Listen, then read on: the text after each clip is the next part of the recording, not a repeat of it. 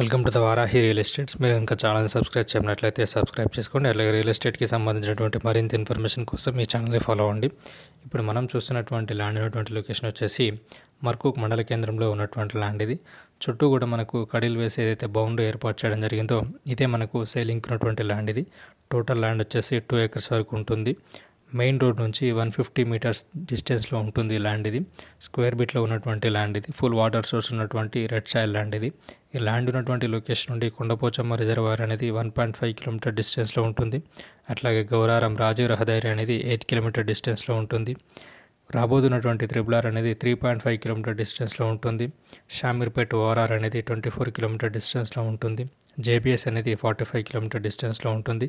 KCR farm house నుంచి ఈ land ఉన్నటువంటి లొకేషన్ వరకు మనకు 4 kilometer డిస్టెన్స్లో ఉంటుంది. ఈ ల్యాండ్ రేట్ వచ్చేసి 80 lakhs per acre వరకు రైతైతే చెప్పడం జరుగుతుంది. హైదరాబాద్కి పరిసర ప్రాంతాల్లో అట్లా కొండపోచమ్మ సాగర్కి పరిసర ప్రాంతాల్లో ఇన్వెస్ట్ చేయాలనుకున్న వారికి ఇది ఒక మంచి ఆపర్చునిటీ అని చెప్పొచ్చు. మీకు కనుక ఈ ల్యాండ్ ఇంట్రెస్ట్ ఉన్నట్లయితే డిస్క్రిప్షన్లో ఇచ్చినటువంటి నెంబర్ని కాంటాక్ట్ అవ్వండి.